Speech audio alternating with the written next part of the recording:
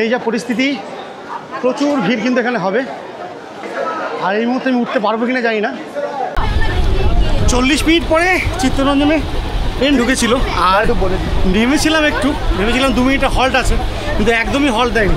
Half মিনিটের মধ্যে train আবার ছেড়ে দিয়েছে। আর এখান থেকে ট্রেনের অবস্থাটা দেখুন, ফুল প্যাকড আপ।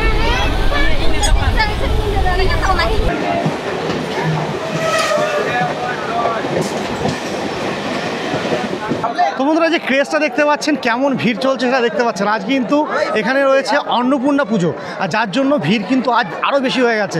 আর এই হচ্ছে মা অন্নপূর্ণা মন্দির। আপনারা বলেছি আজ কিন্তু অন্নপূর্ণা পুজো রয়েছে।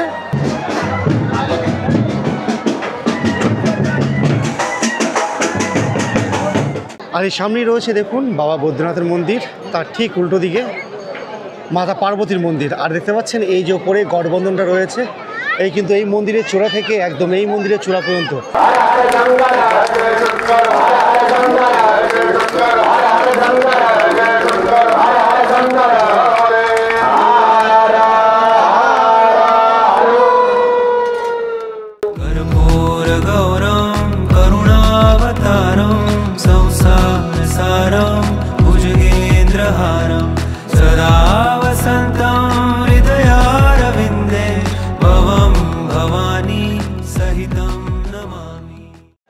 গুড মর্নিং বন্ধুরা, গুড মর্নিং ফ্রম বর্ধমান। আজকে আমি এই মুহূর্তে রয়েছি বর্ধমান স্টেশনের বাইরে। আর এখান থেকে আমি আজকে যাব দেওঘরের উদ্দেশ্যে। আর দেওঘরে যাওয়ার জন্য আমি কিন্তু ট্রেন ধরবো এই বর্ধমান স্টেশন থেকে। আর এই বর্ধমান স্টেশন থেকে আমরা যে গাড়িটায় যাব সেটা হচ্ছে Bardhaman to Jhajha MEMU special, যেটার এখানকার শিডিউল ডিপার্চার টাইম হচ্ছে সকাল 7:15 এবং আমাদের পৌঁছে দেবে যশিরি পর্যন্ত দুপুর 11:24। তো হাতে কিন্তু সময় বেশি নেই, সকাল 7টা বেজে গেছে। আমি যেহেতু কাটোয়া থেকে এসেছি 6:30 এখানে নামার পরে বাইরে কিছু টিফিন করে আমি আবার যাব স্টেশনের ভেতরে। প্রথমে টিকিট কাটবো, টিকিট কেটে কিন্তু যাব স্টেশনের ভেতরে। আর দেখা যাক এখন কত নম্বরে যে দিয়েছে আমাদের ট্রেনটা। চলুন যাওয়া যাক ভেতরে। এইদিকে হচ্ছে টিকিট কাউন্টার, আমরা এখান থেকে টিকিট কেটে যাবো। আর আমাদের যে গাড়ি এটা কিন্তু আমরা মেমু প্যাসেঞ্জারে যাচ্ছি, যার জন্য লোকাল টিকিট কাটলেও আমাদের হয়ে যাবে। দেখতে পাচ্ছেন এটা হচ্ছে বর্ধমান স্টেশনের টিকিট কাউন্টার।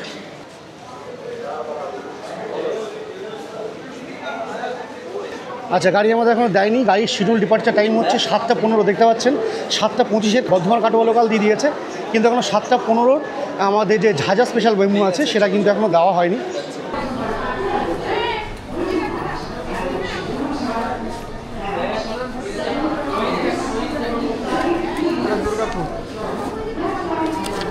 যেহেতু এটা একটা মেমু গাড়ি, তাই লোকাল ট্রেনের ভাড়া অর্থাৎ 50 টাকা করে লাগলো আমার যশোরী পর্যন্ত।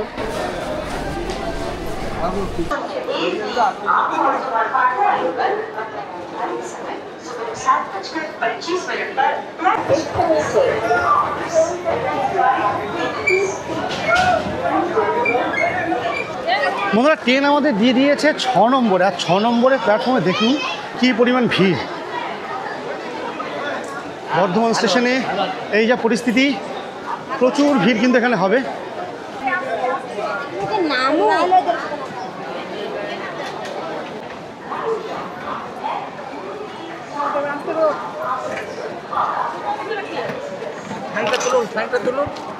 চলুন চলুন।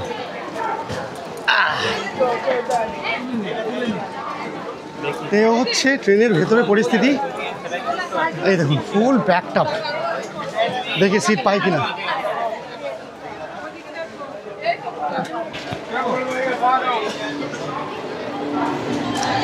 আমরা সিট পেয়েছি, কিন্তু আমাদের সঙ্গে আরও দুজন রয়েছে যারা ট্রেনের একদম পেছনের দিকে আছে, তো তাদের কাছেও সিট রয়েছে কিছু। আমি মাঝামাঝি উঠেছিলাম, প্রচণ্ড পরিমাণে ভিড়, প্রচণ্ড ভিড়। আর এখান থেকে কিন্তু বর্ধমান থেকেই ভিড় শুরু হয়ে গেছে। আর এটা হচ্ছে বর্ধমানের 6 নম্বর প্ল্যাটফর্ম। আর এই দেখুন মোটামুটি প্রতিটা সিটই ফুল হয়ে গেছে। এখানে আমাদের সঙ্গে যে দুজন আছে সে দুজন সিট রেখেছে আমার জন্য। তো এটা হচ্ছে আমাদের কম্পার্টমেন্ট। মোটামুটি অন্যান্য মানে সামনের দিকেরগুলো থেকে অনেকটাই হালকা রয়েছে। এদিকেও বেশ ফাঁকা ফাঁকা সিট। এই দেখুন এটা হচ্ছে পরিস্থিতি। আর আমাদের সিটটা মোস্ট প্রবাবলি এইখানে বেশ ফাঁকা ফাঁকাই রয়েছে আর কি। এটা তো আমাদের, এটা তো আচ্ছা, এটা 3 জন বসার মতো ক্যাপাসিটি রয়েছে। আর দেখতে পাচ্ছেন দুদিকে 3 জন করে বসার মতো জায়গা রয়েছে, আর অনেকটা স্পেসিয়াস জায়গা। বন্ধুরা, আপনাদের যেমনটা বললাম, আমি এসেছি কাটোয়া থেকে প্রথম যে লোকাল 5টা 15 সেই লোকালটা ধরে আমি এসে পৌঁছেছি 6:30টার সময় এই বর্ধমান স্টেশনে। আপনারা যদি হাওড়ার দিক থেকে আসেন, সেখানে কিন্তু 4টে এবং 4:15 যথাক্রমে পরপর 2টো ট্রেন রয়েছে, যেটা আপনাদের এই বর্ধমান স্টেশনে এসে পৌঁছে দেবে সকাল 6:02 এবং 6:35। আপনারা যদি সেগুলোতে আসেন, আপনারা কিন্তু এই ট্রেনটা অনায়াসে ধরতে পারবেন।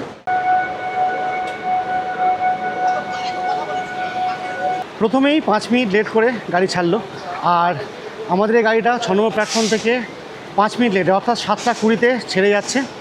আর এটা হচ্ছে বর্ধমান জাংশনের 6 নম্বর প্ল্যাটফর্ম।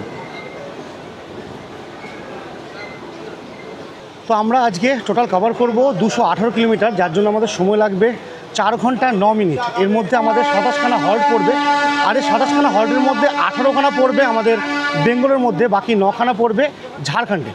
তো আমাদের বেঙ্গল বেল্টের প্রথম যে স্টপেজ পড়বে সেটা হচ্ছে তালিতে, এটা এখান থেকে 7 কিলোমিটার ডিস্টেন্সে। তো আমরা প্ল্যাটফর্ম থেকে বেরিয়ে চলে এসেছি, আর আস্তে আস্তে কিন্তু গাড়ি স্পিড নিচ্ছে।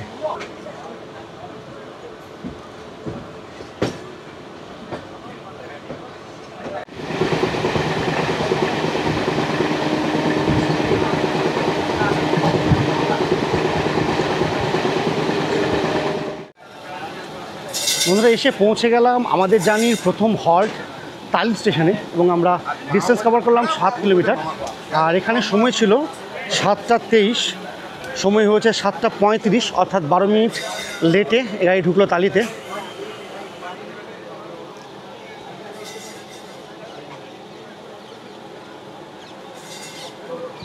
এক মিনিটেরও কম সময় হল্ট দিল এই তালিতে, এবং পরবর্তী হচ্ছে আমাদের খানা জাংশন।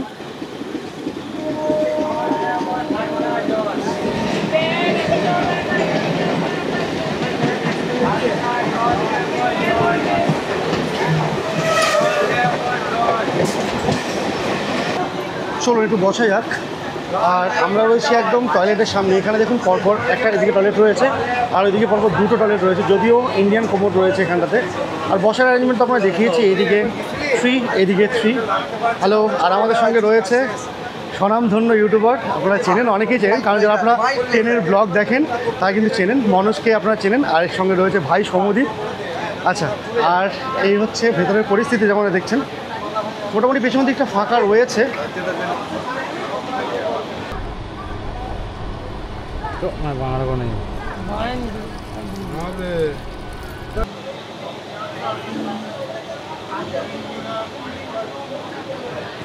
ট্রেন মোটামুটি লেট আছে, 10-15 মিনিটের মতো লেট আছে। আর এবার আমরা এসে পৌঁছে গেলাম গলসি স্টেশনে। এখানে 1 মিনিটের হল্ট দিল।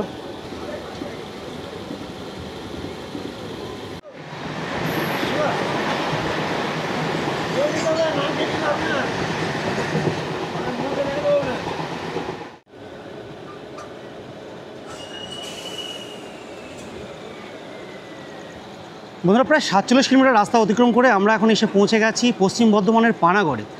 আর আমাদের কিন্তু সময় লেগেছে প্রায় 20 মিনিট বেশি।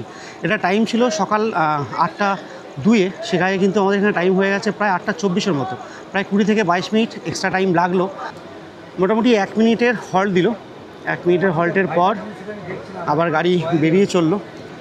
আর পানাগড় থেকেও কিন্তু প্রচুর লোক উঠলো, আস্তে আস্তে গাড়ি প্রায় ভর্তি হয়ে গেছে, দেখতে পাচ্ছেন। তো চলুন আপনাদের সিটে বসে পড়ি, কারণ সিটে কিন্তু এরপর জায়গা পাওয়া যাবে না। সিটে বসি, আপনার সঙ্গে দেখা হচ্ছে দুর্গাপুরে গিয়ে।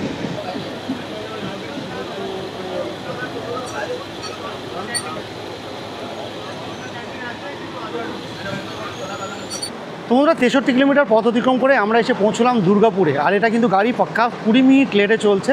টাইম ছিল 8:22, এখন সময় হচ্ছে 8:42, অর্থাৎ 20 মিনিট লেটে কিন্তু আমাদের গাড়ি ঢুকলো দুর্গাপুরে। আর দুর্গাপুরে 3 নম্বর প্ল্যাটফর্মে এই মুহূর্তে আমাদের গাড়ি দাঁড়িয়ে রয়েছে।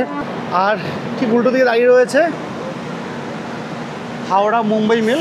এই দেখুন 12321 আপ, হাওড়া মুম্বাই ভায়া গয়া। আর এরই মধ্যে আমাদের ট্রেনও ছেড়ে দিল।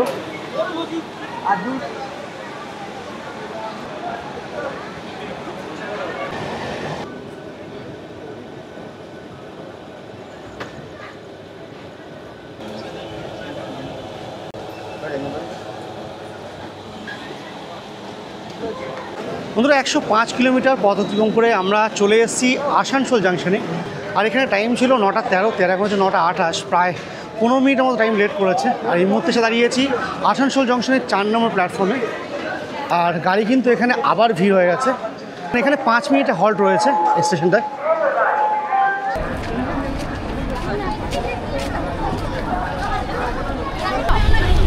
চল্লিশ মিনিট পরে চিত্তরঞ্জনে ট্রেন ঢুকেছিল। আর ভেবেছিলাম 2 মিনিটের হল্ট আছে, কিন্তু একদমই হল্ট দেয়নি। হাফ মিনিটের মধ্যে ট্রেন আবার ছেড়ে দিয়েছে। আর এখান থেকে ট্রেনের অবস্থাটা দেখুন, ফুল প্যাকড আপ।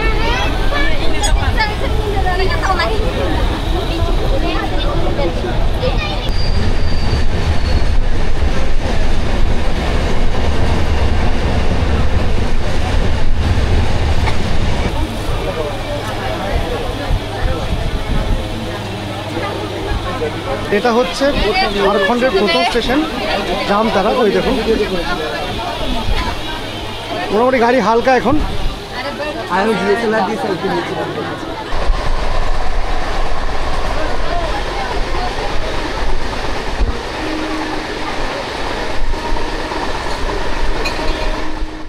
বন্ধুরা 187 কিলোমিটার অতিক্রম করে আমরা চলে এসেছি ঝাড়খণ্ডের মধুপুর জাংশনে। আর এখান থেকে স্টপেজ বেশি নেই, 3-4টে রয়েছে।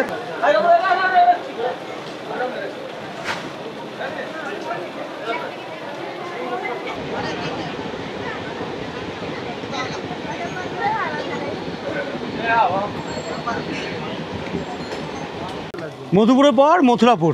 মোবাইলে টেম্পারেচার জানান দিচ্ছে প্রায় 38 ছুঁই, গরম ভালোই রয়েছে। হাওয়া আছে, কিন্তু হাওয়াটা প্রচণ্ড গরম।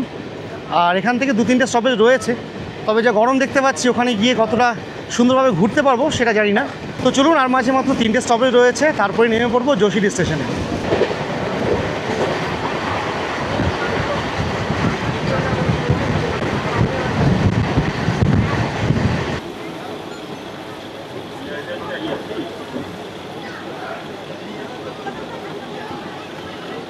বন্ধুরা ঘড়িতে সময় 12টা 2। আমরা এসে পৌঁছেছি যোশীটি জাংশনে। আর এখানে সময় ছিল 11টা 24, অর্থাৎ প্রায় 36 মিনিট 38 মিনিটের মতো লেট করে গাড়ি কিন্তু ঢুকলো আমাদের এই যোশীটি জাংশনের 2 নম্বর প্ল্যাটফর্মে। আর এবার আমরা এখান থেকে বেরিয়ে যাব আর যাব আমরা দেওঘরের উদ্দেশ্যে। দেখুন মোটামুটি ম্যাক্সিমাম ভিড় কিন্তু এখানেই নেমে গেল।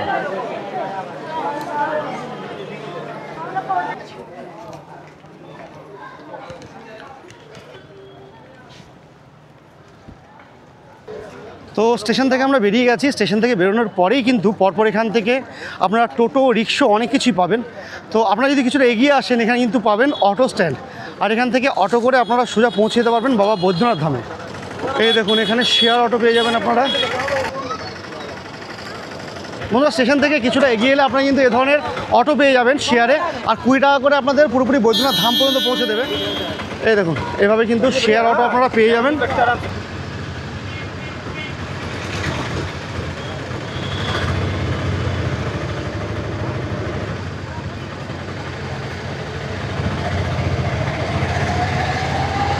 তো বন্ধুরা আমরা এসে পৌঁছে গেছি বাবা বৈদ্যনাথ ধামের পূর্ব দ্বারে। আর এই গাড়িটা আমাদের পৌঁছে দিয়ে গেল 20 টাকার বিনিময়ে। আমরা চলে এসেছি এখানে।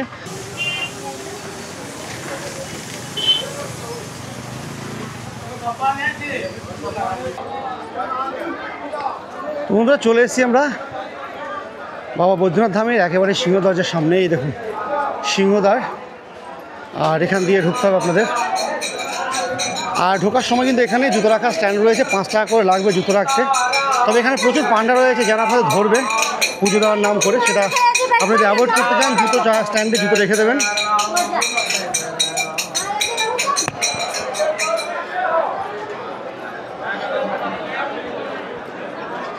তো বন্ধুরা ফাইনালি এসে পৌঁছে গেছি বাবা বৈদ্যনাথ ধামে। আর এই দেখুন এটা হচ্ছে বাবা ধাম, শ্রী বৈদ্যনাথ ধাম এটা মন্দির।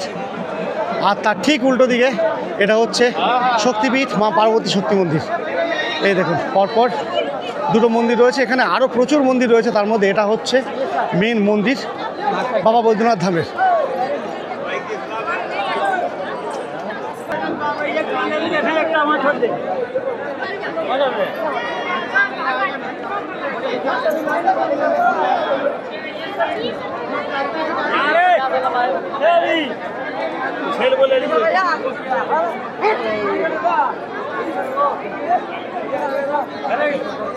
তো বন্ধুরা যে ক্রেজটা দেখতে পাচ্ছেন, কেমন ভিড় চলছে সেটা দেখতে পাচ্ছেন। আজ কিন্তু এখানে রয়েছে অন্নপূর্ণা পুজো, আর যার জন্য ভিড় কিন্তু আজ আরও বেশি হয়ে গেছে। আর চারিদিকে ভক্তের প্রচুর ভিড়, চারিদিকে কিন্তু সবাই পুজো দেওয়ার জন্য ব্যস্ত, আর প্রচুর লোকের সমাগম রয়েছে। আপনাদের জানিয়ে রাখি, এখানে আপনাদের যে দেখালাম শ্রী বৈদ্যনাথ ধাম মন্দির রয়েছে, তার ঠিক উল্টো দিকে কিন্তু রয়েছে এখানে মাতা পার্বতীর সতীপীঠ। তো এই দুটোই কিন্তু পরপর মাসামাসি রয়েছে, যেটা গঠবন্ধন কিন্তু রয়েছে, আপনারা দেখতে পাচ্ছেন। এদিকে রয়েছে বাবা বৈদ্যনাথ ধাম ভোলেনাথের মন্দির, আর এদিকে রয়েছে মাতা পার্বতীর শক্তিপীঠ, মাতা পার্বতীর মন্দির, যেখানে মায়ের হৃদয় পড়েছিল, যার জন্য কিন্তু এই মন্দিরটা, এই জায়গাটা কিন্তু বাবা ভোলেনাথের খুবই প্রিয় জায়গা, খুবই মনের কাছের জায়গা। তো আর দেখুন এখানে কিন্তু গঠবন্ধন হয়ে রয়েছে দুটো মন্দিরের মধ্যে। আর ভিড়টা দেখুন আজকে, যেমনটা আপনাদের বলেছি, আজকে এখানে হচ্ছে অন্নপূর্ণা পুজো, আর অন্নপূর্ণা পুজোর জন্য কিন্তু প্রচুর ভিড় রয়েছে এখানে ভক্তদের। আর এই হচ্ছে মা অন্নপূর্ণা মন্দির। আপনাদের বলেছি আজকে কিন্তু অন্নপূর্ণা পুজো রয়েছে।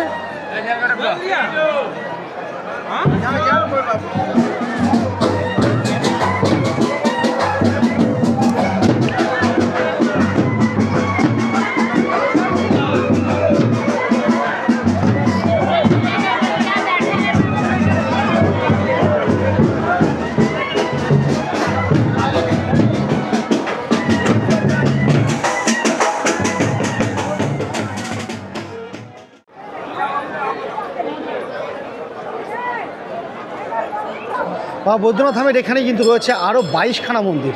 এই মন্দির ছাড়া আর 22খানা মন্দির রয়েছে। তার মধ্যে যেমন ধরুন এখানে একটা রয়েছে সরস্বতী মাতার মন্দির, এখানে রয়েছে সূর্য মন্দির, মা বগলামুখী মন্দির, এই ধরনের আরও প্রচুর মন্দির কিন্তু আপনারা এখানে পরপর দেখতে পাবেন।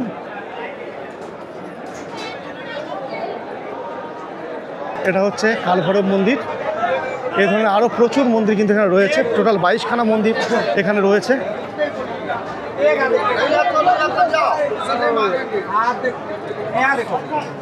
তো বন্ধুরা প্রচণ্ড ভিড়, আর যেমনি ভিড় তেমনি কিন্তু গরম এই টাইমে।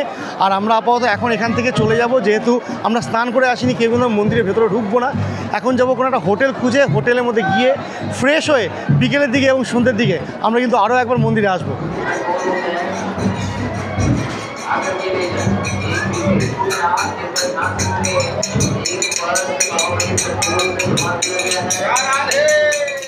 বন্ধুরা আমরা ঢুকেছিলাম পূর্বদ্বার দিয়ে, আর এখন চলে এসেছি মেন গেট দিয়ে। আমরা বেরিয়েছি, আর বেরোনোর পরে এখন হোটেল খুঁজছি, আর হোটেল খুঁজতে খুঁজতে আমরা কিন্তু এসে পৌঁছে গেছি শিবগঙ্গার সামনে। চলো নিচে থেকে দেখায় আপনাদের। এই দেখুন, এটা হচ্ছে শিবগঙ্গা, আর এটা কিন্তু মন্দিরের একদমই কাছে। আর এখানে যারা শ্রাবণ মাসে বিশেষ করে যারা আপনার বাঁক নিয়ে আসে জল ভরার জন্য, এখানে স্নান করে এখান থেকে জল ভরে কিন্তু ভোলেনাথের মাথায় দেওয়া হয় আর কি। আর এখানে দেখুন সুন্দর একটা শিবলিঙ্গ রয়েছে।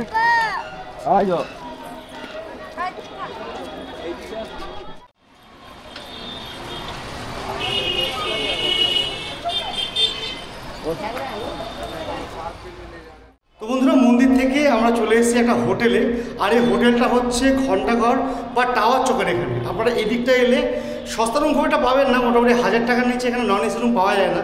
তো আমরা যেহেতু সন্ধ্যের সময় বেরিয়ে যাবো এবং রাতে আমাদের ট্রেন রয়েছে, তাই আমরা খুব ভালো রুম নিলাম না, একটা মোটামুটি মধ্যমবর্গীয় হোটেলে আমরা উঠেছি কয়েকটা ঘন্টার জন্য, স্নান করে ফ্রেশ ট্রেশ হওয়ার জন্য। তো যে রুমটা উঠেছি আপনাদের সেই রুমটা একটু দেখিয়ে দিই চলুন। এই দেখুন, এটা হচ্ছে আমাদের রুম নাম্বার 203। আর এই ধরনের একটা ডাবল বেড রয়েছে। আমরা 3 জন রয়েছি, ফ্রেশ হওয়ার জন্য আপাতত ঠিকঠাকই আছে। নন এসি রুম, ফ্যান রয়েছে, এই রয়েছে বেড, পরিষ্কার পরিচ্ছন্ন বেডই রয়েছে এখনো।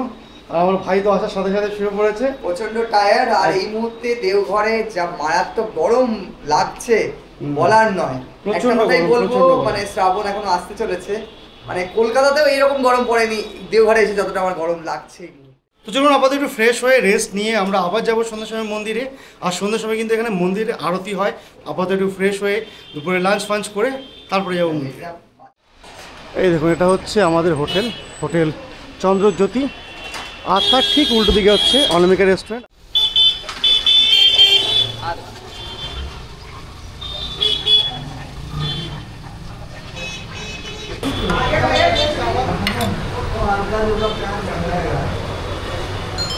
তোমাদের আমাদের লাঞ্চ চলে এসেছে টেবিলে, আর সাদামাটা খাবার নিয়েছি আমরা দুপুরে, ভাত, ডাল, একটা সবজি এবং রয়েছে একটা ভাজা, আলু ভাজা। তবে এখানে কিন্তু ভেজ থালি তো আপনাদের পেঁয়াজ দেওয়া হবে, লেবু তো আছে। আর এই থালিটার দাম হচ্ছে 80 টাকা। এবার আপনারা যদি আলাদা করে কিছু নিতে চান সেক্ষেত্রে আলাকাটে আরও রয়েছে, সেগুলো আপনারা নিতে পারেন।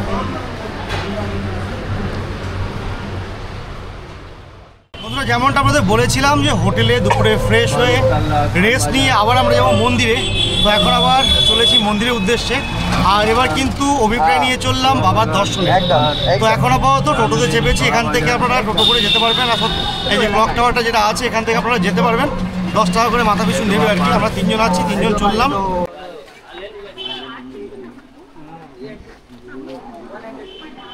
তো বন্ধুরা, আমরা 3 জনই আবার চলে এসেছি মন্দিরে। এখন শুরু হবে সন্ধ্যা আরতি, আর এখানে সন্ধ্যে 7টা থেকে শুরু হয় সন্ধ্যা আরতি। আর এই মুহূর্তে কিন্তু পুরো মন্দির চত্বর পুরোপুরি জমজমাট হয়ে রয়েছে ভক্তদের ভিড়ে। আর এবার দেখুন সমস্ত ভিড়টা দেখুন, চারিদিকে কত লোকজন। আর সবাই কিন্তু এই মুহূর্তে অপেক্ষা করে রয়েছে সন্ধ্যা আরতির জন্য। এইদিকে আর এইদিকে কিন্তু সন্ধ্যা আরতি পুরোপুরি প্রস্তুতি চলছে। সন্ধ্যা আরতিতে এখন আধ ঘন্টা সময় বাকি রয়েছে, তাই আমরা চললাম বাবার দর্শনে।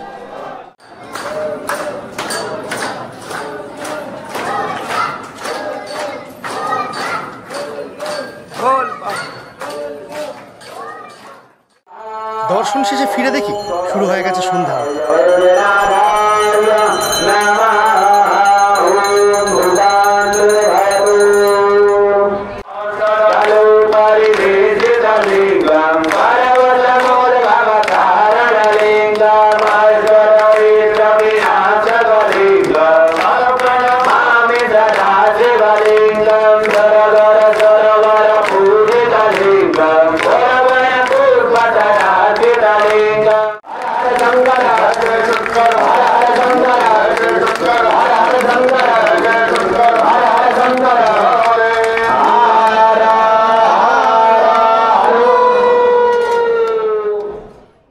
সন্ধ্যা আরতি শুরু হতে লেট হওয়াতে গিয়েছিলাম বাবার দর্শন করতে, সেখান থেকে আসতে কিন্তু অনেকটাই লেট হয়ে গেছে। তারপরে দেখতে পাচ্ছেন এই জায়গাটা পুরো জমজমাট হয়েছিল, সন্ধ্যা আরতি হলো আর পুরোপুরি কিন্তু প্রসাদ নিলাম, আর খুব সুন্দর সন্ধ্যা আরতি দর্শন হলো। এবার আমরা চলে যাবো এখান থেকে হোটেলে, আর আমাদের রাতে ট্রেন রয়েছে। চলুন এবার বাইরে বেরিয়ে যাই। তো আরও একবার বাবাকে বিদায় জানিয়ে এবার আমি এখান থেকে চলে যাব। আর আপনারা যেমন জানেন আমার কিন্তু রাতে ট্রেন রয়েছে, এখান থেকে গিয়ে রাতে খাবার দাবার খেয়ে হোটেল থেকে চেক আউট করে আমি চলে যাবো আজকে।